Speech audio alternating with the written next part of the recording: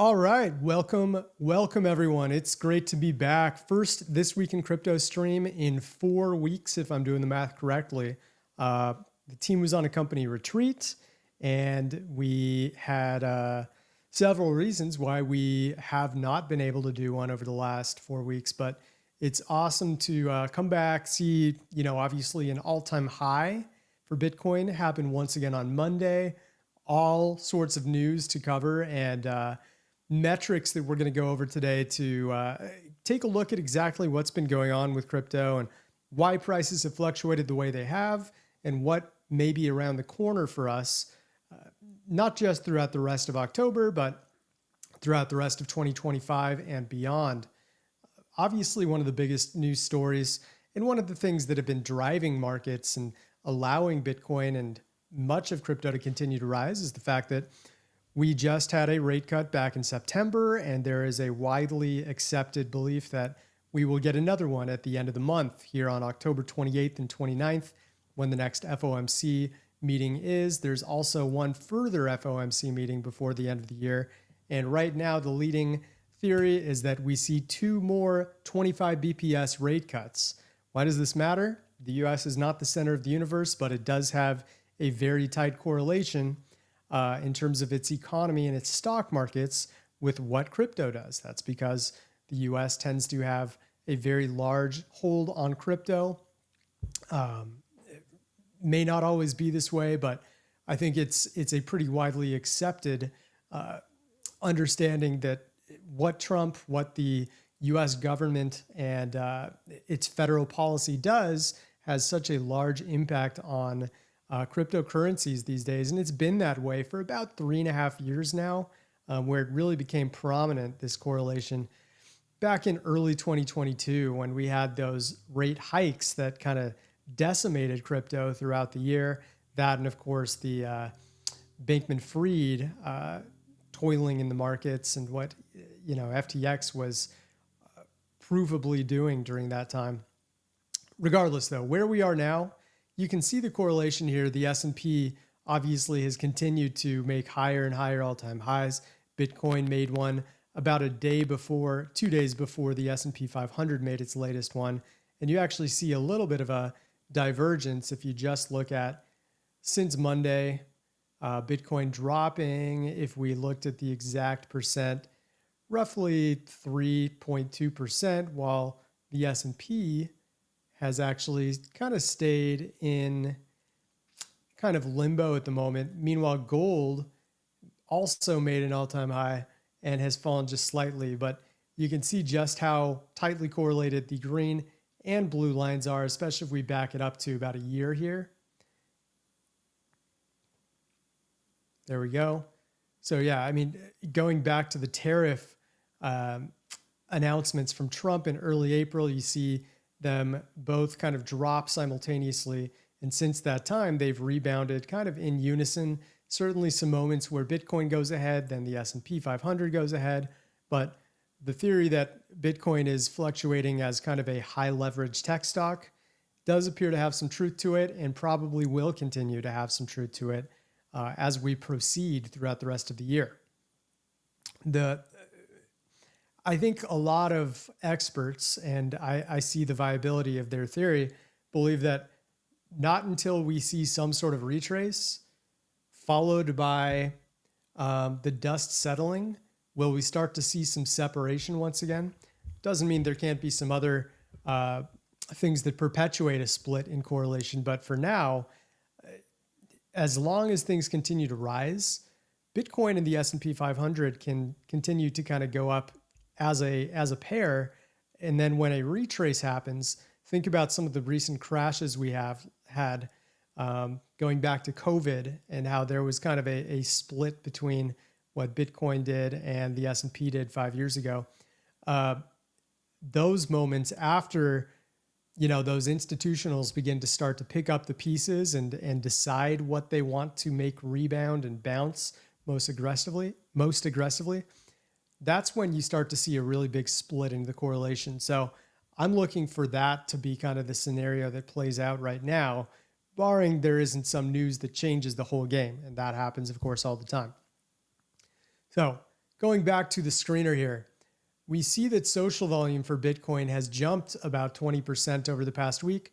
That can largely be attributed to the fact that it had that all-time high on Monday. When you get an all-time high, you tend to get new headlines. The media jumps in on it. Retail gets very excited, which we'll look into. And by the way, there wasn't nearly as much excitement as you would expect for an all-time high compared to previous all-time highs. And then you got other assets. I mean, MAGA, a bit of a drop. Ethereum's been kind of sitting in neutral. XRP has been one of the assets that's seen some of the most FUD, which is interesting. It's dropped 25 to 30% over the last 3-ish months or so. So people have kind of turned on the number 5 asset. I should mention Binance Coin and its ascension this week, making an all-time high itself. We'll see if there's time, but I'd love to jump into Binance Coin, even with some of the limited metrics we have on it. It's had a monumental week. So it's currently number 3, while Tether is now number 4 and XRP number 5. So bit of a shuffling in the top 5, and that's always worth noting. Overall, the market cap, pretty big flush this week, despite the all-time high. So it's been a weird one where Bitcoin, yes, did make an all-time high Monday, but it's dropped ever since. It's currently just above or just below 1% on the week, while the vast majority, if we went further down the line here, show plenty of red. So down 6.5% overall in the crypto markets, which is interesting. The overall crypto market cap still sits at about $5.16 trillion, and the screener volume is sitting at about just under, making sure to get the commas right, 899, just under $900 trillion in volume. So that's dropped about 16% this week compared to last. I also wanted to point out the development activity while we're here before we start to move on to some metrics. We've continued to see some shuffling in the top 10. And, I've talked about development activity and its importance in the past. It's not a coincidence. Oh, that's interesting. I see a brand new one sitting at number 1, but it's not a coincidence that the top assets tend to have some of the highest market cap ranks. Some say it's chicken or the egg. They get a top 50 market cap and suddenly they've got a very active team. I think it's the opposite. And the evidence right now is the number 1 asset, 506th market cap asset. First time I've seen it in the top 10, let alone the top 1. Perhaps all of a sudden they've just got an absolutely dynamic team that's churning out new innovations and improvements every day. But regardless, MetaMask USD is seeing the top development over the past 30 days. That factors in for notable GitHub events. So we're not just looking at Slack chats and stuff. This is legitimate development activity that's showing up here. And then we've got more familiar faces here with Chainlink at number 2, Internet Computer at number 3, Hedera at number 4, and Sui at number 5, just to name a few. You can feel free, if you go to our screener, to explore just how many different assets are sitting with perhaps over 100 development activity submissions per day. That's a good rule of thumb. Right now, there's about 24 of them. Arbitrum sitting at number 24, and then Solana at number 25 with just below 100. So I think it's very encouraging that we're continuing to see this level of development activity, despite kind of ranging, unpredictable prices that have been happening over the past 3-4 months here. Okay, we can also look at some of the most dominant stories that are happening right now in the markets. Right now, we see a Monad airdrop, obviously relatively minor news, but it's getting a disproportionate amount of mentions right now, which is why it's sitting in the number 1 spot. You've got assets like ApeCoin, Ethereum, BNB, Solana. One is not like the other. It's funny that ApeCoin is lumped in here. But you can see the summary of it showing spot Bitcoin ETFs continuing to see strong inflows. I'll show you guys what that looks like here while we're talking about it. But also Ethereum ETFs seeing massive outflows, ending an 8-day inflow run amid cooling sentiment. Ethereum has been starting to get a little bit of FUD after such a dominant 2025 even going back to late 2024. It's been one of the highlights of crypto throughout the year, but it's, as you would imagine, due to the cyclical cycle of crypto, it started to cool off a bit. Solana ETFs are still seeing a key SEC decision right now, but it does have about $1.5 billion in inflows. And ApeCoin is aggressively expanding across chains, including BNB, fueled by Project Raid and growing meme activity. So while I'm here, as promised, let's look at the Bitcoin ETF flows. And yeah, there's been a ton of money moving in, arguably the most we've seen all year long in terms of like an 8-day stock market day span. I should say 9 actually, counting these.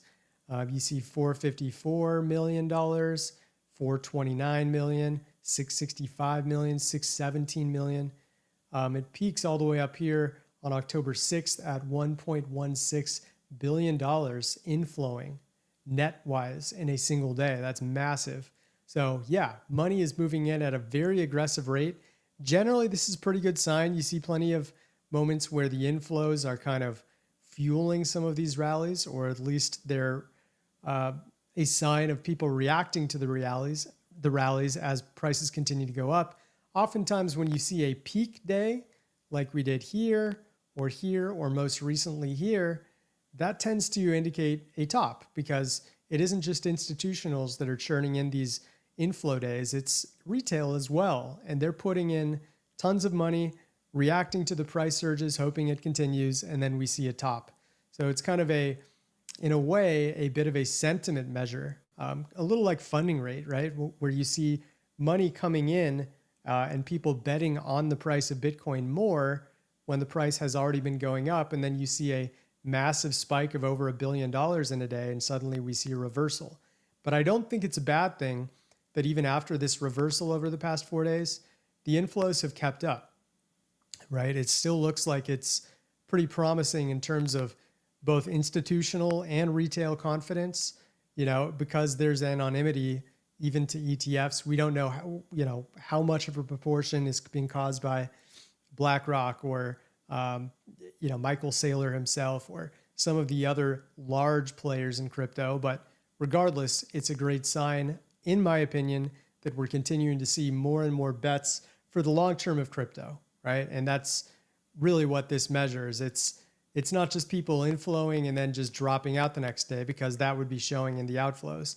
If you summed up all of these inflows and subtracted the outflows, you'd still see an overwhelming amount of money coming in just over the past year here. So I think that's a great sign.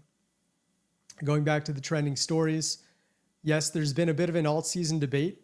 Lately, the story has been on Binance Coin, and as of the past 24 hours, Litecoin. We'll see if we can get into both here. But you also see some others, according to our AI summary of the topic. Alt season remains elusive as Bitcoin dominance rises. That's what we saw in the screener here, with Bitcoin up a little bit, but the overall crypto market's down 6.2% over the past week. Debates over a 2021 style or 2017 style alt season will emerge, with some focusing on privacy coins, which is another big topic. Zcash has been a big presence. Obviously, Monero is always there. Firo, a recent emerger. And then BNB meme season continues, which means that trading on Binance and all of its rewards has been in the spotlight as of late.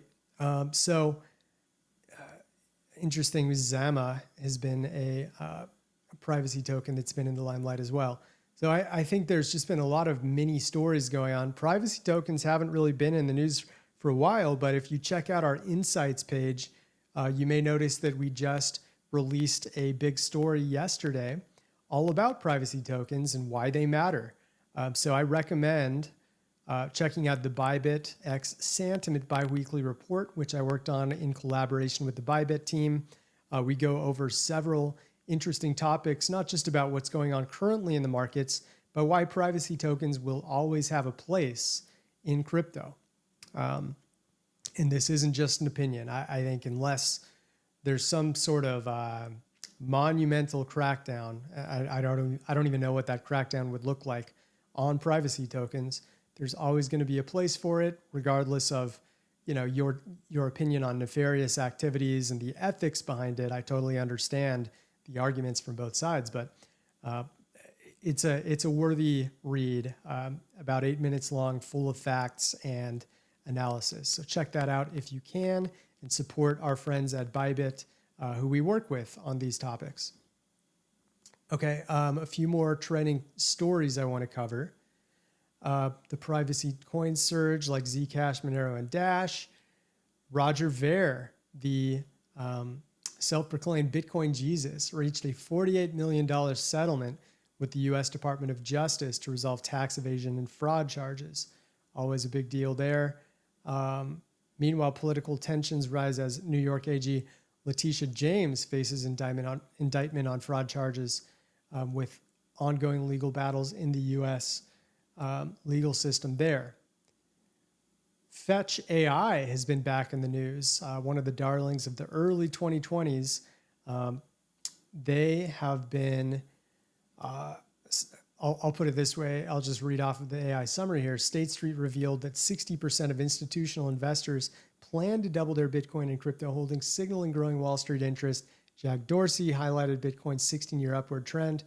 Meanwhile, Ocean Protocol, which is part of the AI Token Alliance, along with Fetch AI and Singularity Net, sparked concerns about the viability of some AI-related crypto projects. There's also some political developments around the Israel-Hamas peace deal and hostage release. So a lot to say in that little AI summary, but it seems to come down to some AI crypto project concerns, as well as many institutionals continuing to invest in crypto, likely having some overlap in Fetch and some of these other AI tokens. And you can, of course, read about the others. There's a Tether trading competition going on, as well as a DAI crypto theft due to a private key leak on Hyperliquid. This was certainly no small theft either, $21 million in crypto from a specific wallet, with the hacker moving about $17.75 million of DAI and $3.11 million in MSIRP USDP tokens to Ethereum. So always some concern about security in crypto, with the latest hack being one of the larger ones we've seen in quite a while. Okay, so we've talked about the correlation. We've talked about some trending stories. Let's jump into some crypto metrics here. And Max Balresh, please feel free to check out the chat and let me know if there are any questions that arise or token requests. Like I said, if there's time, I'd like to look briefly into Binance Coin and Litecoin, and I'll also take a quick look at the activity matrix to see which coins out there may be emerging with some very active activity on their networks at this time.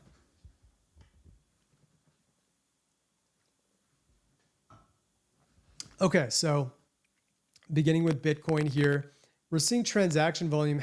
It has been picking up quite a bit. You can see a couple days before the all-time high, we had about $41.5 billion worth of transaction volume. That was a sign that we were getting close to a peak. On-chain activity has cooled off a slight amount, but it's still quite high. This is the current day. So expect for the bar to catch up to the recent trend that we've had. Looking at some other utility metrics, active addresses is kind of treading water at the moment. Circulation, same thing.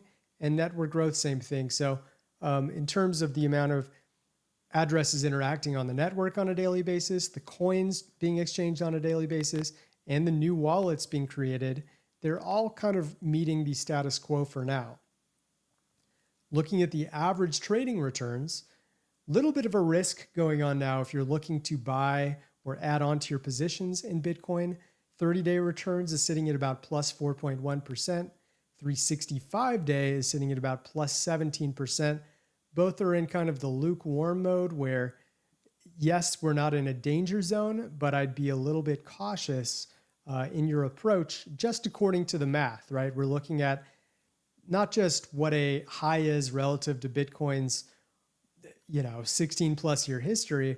We're looking at exactly how the average returns are, how your peers are doing in crypto on a short-term basis here in orange or a long-term basis here in blue. And the fact is, they're both in profit right now in a zero-sum game. So you want to be jumping in ideally if your peers are down money, not because you're cruel and rooting for everyone to go broke, but if you believe that Bitcoin is going to go up, it ideally does when peers are down money themselves and the zero-sum game has to have a regression to the mean and prices go up to resolve that. But right now, prices have already gone up, and the more likely resolution is we see at least a very short-term retrace in order to reset this orange line, get it back to zero, or ideally even below 0%. Funding rates, pretty much neutral. They've actually dipped a little bit down slightly, but not much to report there. Whale transactions, they have actually picked up quite a bit. This is interesting.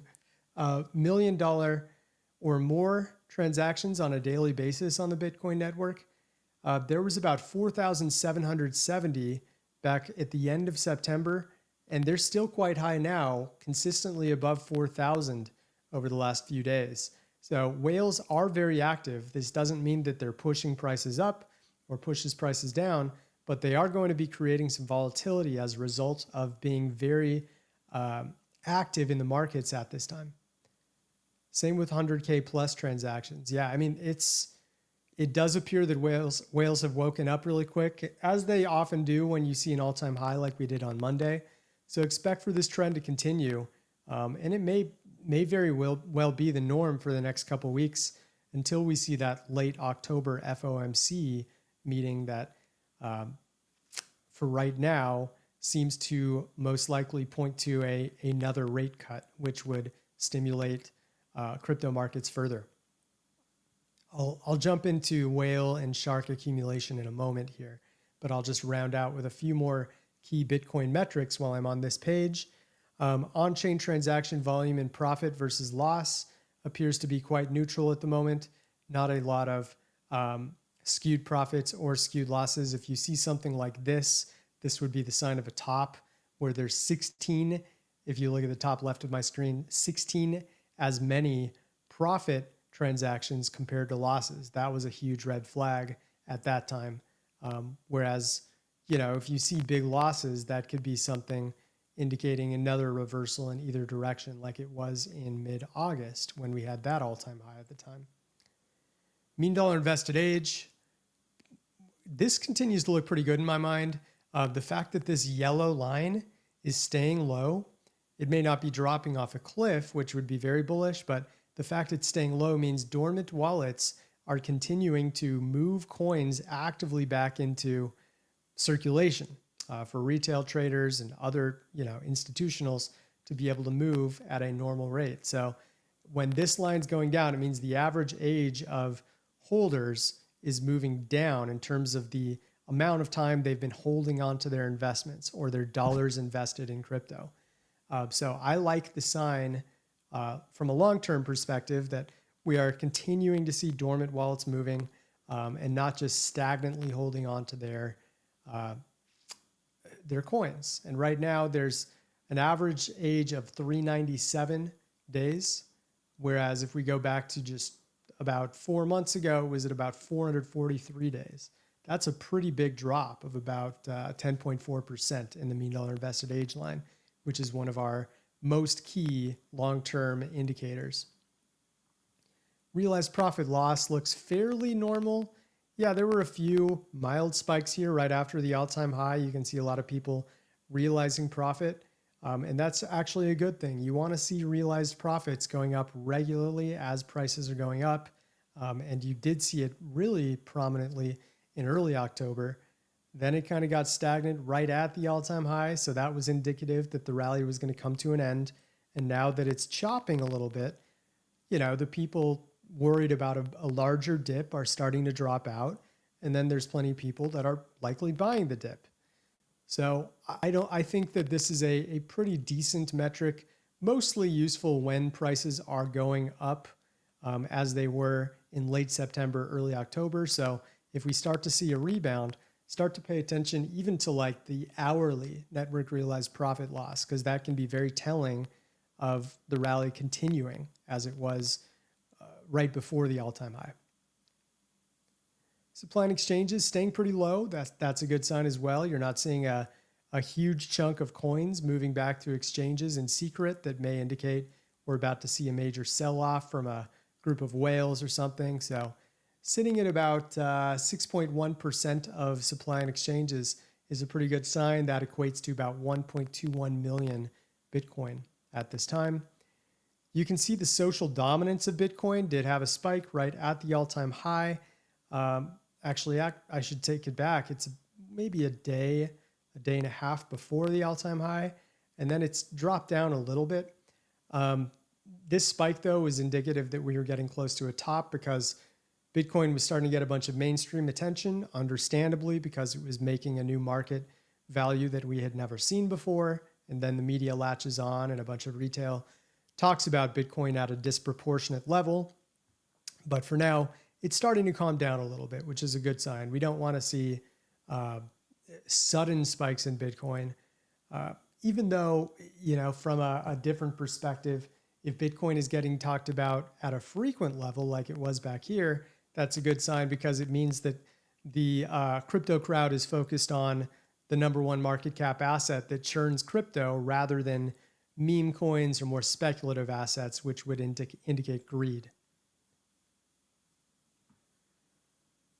And just checking if there's anything else. RSI is a little overheated right now at about 63 for UTA traders. 50 is average, obviously, so anything below is generally a good sign. Anything above is a bit of a concern. This more or less matches what we see with the MVRV. Also interesting to see the total amount of holders has stagnated a bit. It was at about 57.03 non-empty wallets, 57.03 million, I should say, back 2 weeks ago, 2.5 weeks ago. And it's actually dropped slightly by about 96,000 Bitcoin wallets that are currently holding compared to 2.5 weeks ago.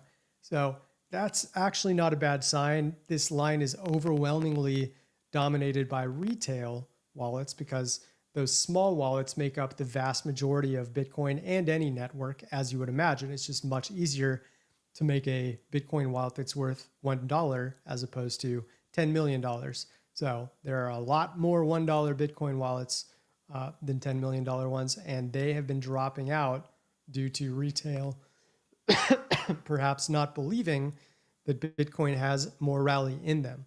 And when retail doesn't believe in crypto, that allows institutionals to jump in and pump up prices. So you should be rooting for this line to continue going down as opposed to climbing as it did as you saw prices dropping here. Okay, moving on to whole amount of Bitcoin held by those key holders with 10 to 10,000 BTC in them. That goes all the way from small sharks up to larger wallets. We generally don't go above 10,000 BTC because then we start to jump into majority exchange wallets that are not really acting in accordance to what they think price is going to do. They're there for liquidity purposes. So for those of you wondering why we don't just go 10 or above, those very, very, very large wallets just don't really have an accurate correlation with price the way this 10 to 10K BTC wallet range does. That being said, these wallets hold about 2/3 of all of Bitcoin. So they're very important in terms of what they're doing at any given time. You can see plenty of times where they've gone down and Bitcoin's followed, and then they've gone up and Bitcoin's followed in that respect as well. We go back to August 27th until now, and yeah, they've been accumulating like crazy. About 109,330 Bitcoin net has collectively been accumulated over these past 9-10 weeks or so by the 10 to 10K BTC wallet range. And that's a pretty nice sign that we are seeing plenty of confidence from the institutional wallets that have the most impact on prices. They've got plenty of confidence that we are continuing to go up as time goes on. Remember, this is not a short-term indicator. We could see a little bit of a drop as they're accumulating. And especially if they continue to accumulate while there is a drop, like just since Monday, for example, prices dropped 2.2%, but this group of wallet has accumulated about 18K more BTC. That's a pretty promising sign that they're not too worried about a sizable retrace. So consider that a vote of confidence. So yeah, I like the sign of that. In contrast, just so we take a look at the small wallets, if you look at the 0.01 or less BTC wallets, look at how they've dropped on this rally. So they've collectively dropped about 127 BTC, which may sound like very little, but that's actually a lot for a very small tier. And when the retail traders are going down, that's essentially a solid sign that Bitcoin can continue to go up, because they are dropping their coins to the institutional key sharks and whales out there that are pumping prices at any given time. I also wanted to point this out. I wanted to give a live look at the price mention chart. I recently made a new one. You can see here I put this out on Wednesday. You can measure how much FOMO and FUD is going on for Bitcoin, Ethereum, or any other coin simply by tallying the total mentions of high or low prices on social media. For example, tons of "see you back at 50K Bitcoin" is a nice sign we're going higher. In contrast, something like "we're about to go to 200K, get your Lambos ready," that would be a sign that we're getting a little too much FOMO and prices would go lower. So I'm going to open up this insight. It's a free insight out there, so you can feel free to check it out yourself. And I put out a chart for Bitcoin. I also put one out for Ethereum. You can do this for both. And these are just custom metrics that any of you can make on Sandbase. And it's not as laborious as you may think. All I did was add 50K, 51K, etc., all the way up to 100K. And that represents the low prices, because obviously Bitcoin's sitting at about 122, 123K at this time. So any price mentioned from 50K to 100K on social media reflects that people are speculating for lower prices right now. On contrast, anything from 150K to 200K reflects that people are talking about higher prices and speculating we're about to jump. So the idea here is when you see very prominent low prices being discussed relative to high prices, it means we can keep going up. As we see on October 2nd, a very dominant level of low prices, and it's poking its head out way above the red. Same with right at the bottom here on September 25th. Almost twice the amount of low prices being speculated compared to high prices. And what do you know? That was the perfect time to buy. So this was a sign that we could continue to go up further. And then once we saw this really, really high prominent red indicating people are now dreaming about 150K to 200K, that's when you see a top and we start to retrace.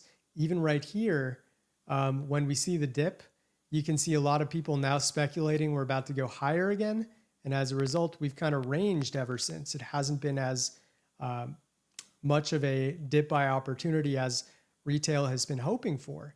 So ideally, you want to see people start to get fearful again and have big blue bars like this coming out where they're discussing 50K to 100K. That fear would propel prices upwards because retail is now jumping out and whales and sharks are salivating over all the free coins they're getting, and they can pump up prices. And as mentioned, we also have an Ethereum one. I don't see as much correlation here right now. This is a little too zoomed out. Let's look at just the past week to see what we can find. Might be too granular at just 4 hours, but I'm going to check a couple different viewpoints to see what we can make of this. Yeah, so here I've plotted 1K to 3K Ethereum versus 6K to 8K, right? Because Ethereum's sitting roughly at around 4,500, 4,300 at this time. So anything below, substantially below, is going to be indicative of people having FUD toward Ethereum. Anything above is indicative of FOMO. Yeah, I mean, the red tip is pointing out right at the bottom, blue tip right at the top. That's actually not what we want to see. I'm going to zoom out to, let's say, a day and go back 1 month. See if that gives us anything better. Like I said, the smaller the sample size, the more tricky this may get. But you do see like, a big blue and red bar simultaneously popping out here. That was indicative of at least some polarization.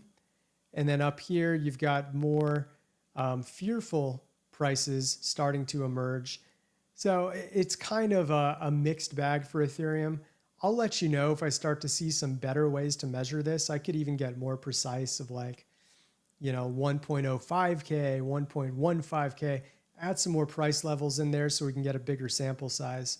But right now, it's kind of an unreliable source. You can make this for XRP as well. You'll notice I just put the full name for Ethereum and then the abbreviation and then the cash tag with the $ at the beginning. You're just trying to combine as many different mentions and types of discussions related to a coin, and then, going 20% below the price level, 20% above the price level, and you'll find some really interesting stuff there. So let me know if you want me to make this for XRP and Solana and some of the other top caps, Chainlink, Litecoin, even Binance coin. There could be some very interesting insights there where we're pulling from Telegram groups, 4chan, Reddit, what have you. And the more price mentions we have, the more of a sample size we can gather and find some accurate alpha here. Okay, before we go into the activity matrix, as promised, I want to look at BNB and Litecoin. So you can see just off of this chart, like how enormous this rally has been over the last 6 months for Binance's native token and the new number 3 market cap asset. At its peak between early April and that jump on October 8th before it retraced, it was up a little more than 2x at plus 122%. Since that time, it has dropped a very mild 3.2% or so. So Binance coin getting all the way just above 1,300 was a huge news story. If we look at a few metrics, I know we'll be a little limited on what we can look at for Binance coin, but we can check out a few socials. We can look at funding rate, which is fairly neutral at the moment. Here we go, social volume. Look at this. So if you're looking for a top signal, it starts right here with social dominance, right? So the social dominance of Binance coin got all the way above 5%. So more than 1 out of 20 discussions across crypto were related to Binance coin on the day it peaked. That was a sign that retail was really starting to give the coin attention. And by the way, this coin normally is very under the radar.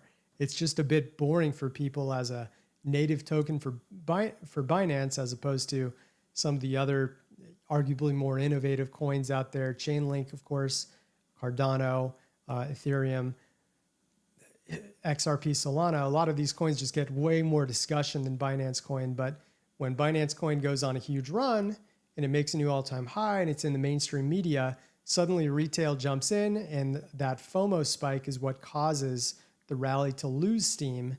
And then we have to kind of reset and see social dominance drop all the way back to here before we may see a second rally.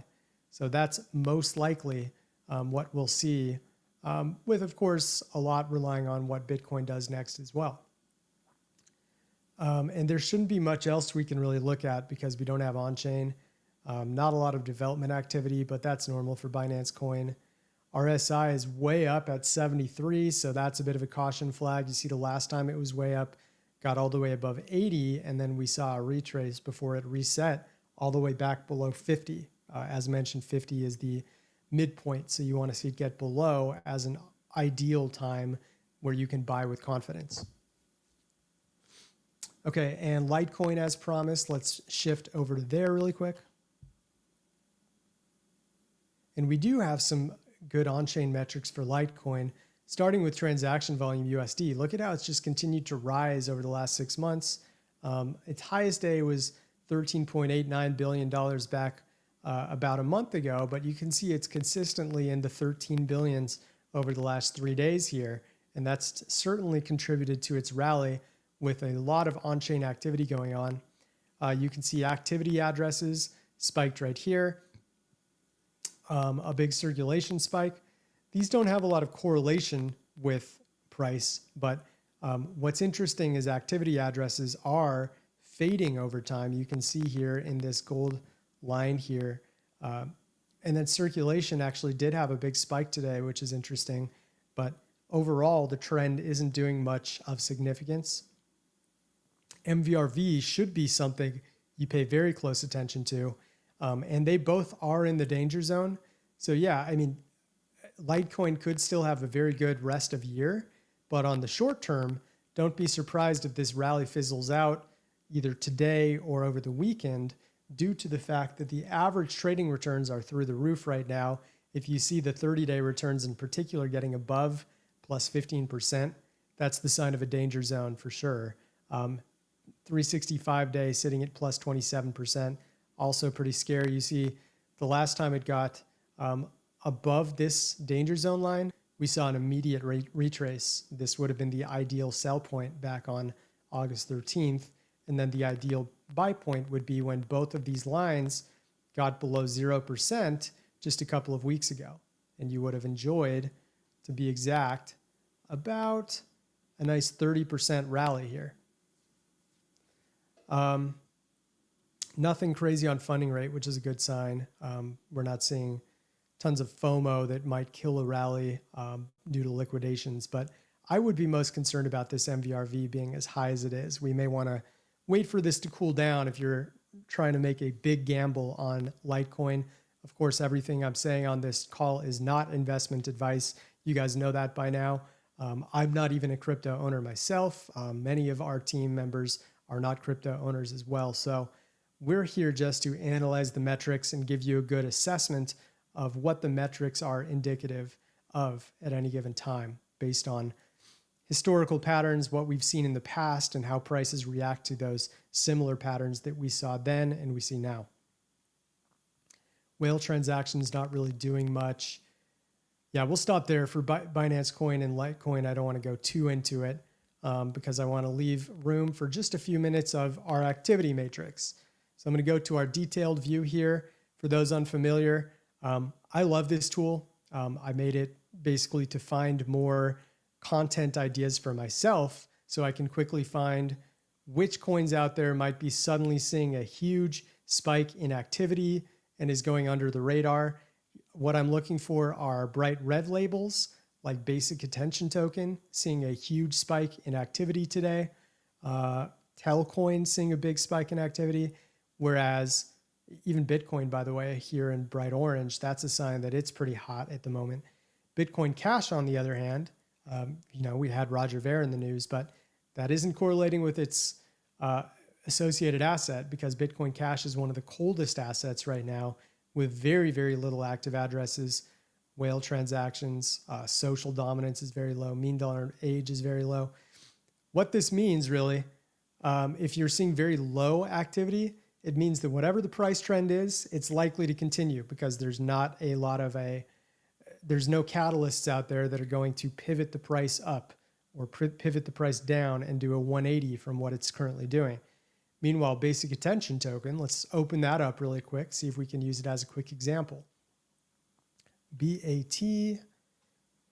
So let's see if the activity matrix is accurate. You bet it is. Look at this huge spike for transaction volume right after this big green spike, and it's been pivoting back down ever since, the price that is. Same with circulation, big spike, and then we see big pivot down. Network growth, daily active addresses, they're all spiking right at that green price candle, and then we drop. That's exactly what the activity matrix is great for. It finds when the rally may be coming to an end, assuming price is going up, and then we will see a big drop down as a result of all of the FOMO that's leaking in to Basic Attention Token, which appears to have gotten a lot of attention due to the fact that it made about a 2.5 month high, just an enormous spike here over this 24-hour period, going up about 15%.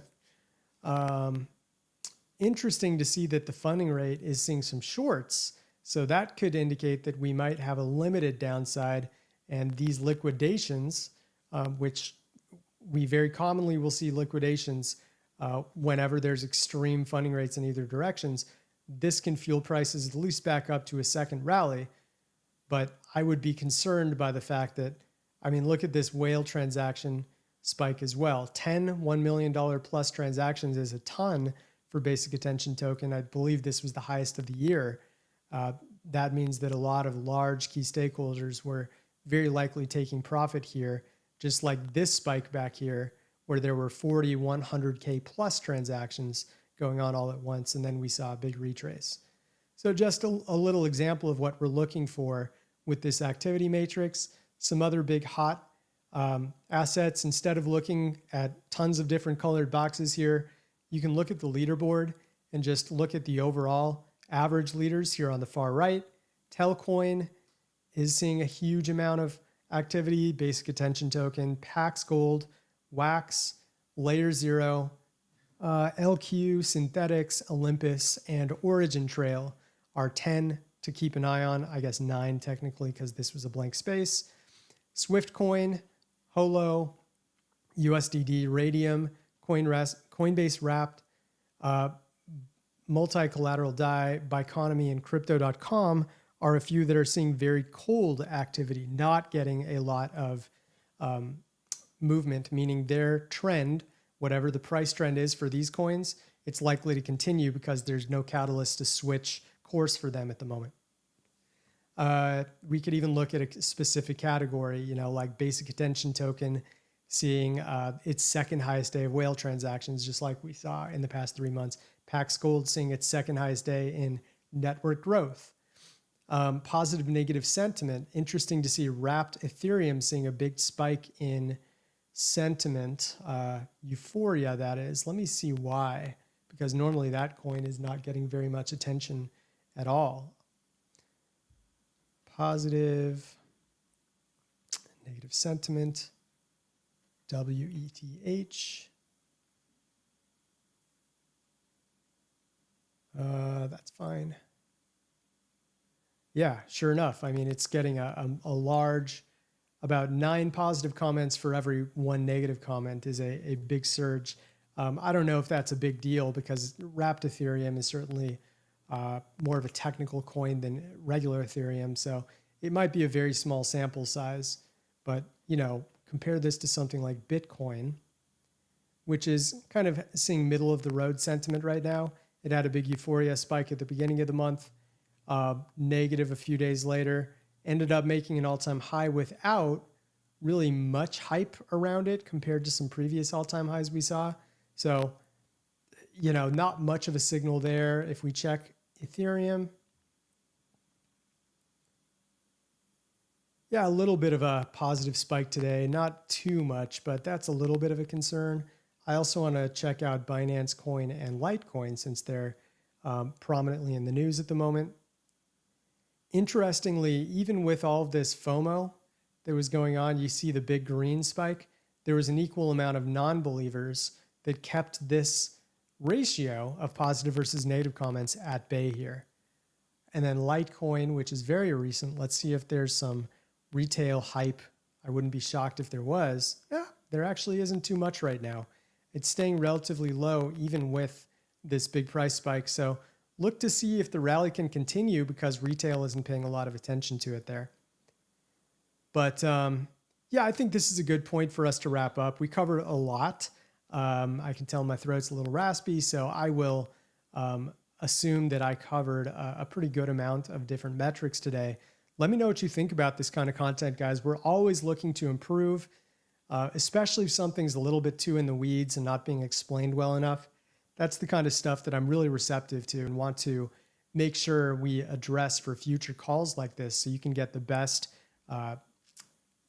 weekly wrap of what the crypto markets are doing week in and week out. So keep me posted there. Drop your comments. If you're not subscribed to this and you stumbled upon us for the first time, please drop a like and a subscribe, because it really helps us grow, helps us with the algorithm to get more noticed. And we want to continue to churn out this kind of content all the time. So let your Telegram groups, Discord groups know about these kind of streams. And on behalf of Max Balresh, who did a great job running the stream today, Maxim, who couldn't be here today, and the rest of the Santiment team, we continually thank you for your support and for using Santiment to see what others in crypto can't. So thank you guys. We'll talk to you next week, and cheers. Have a safe weekend.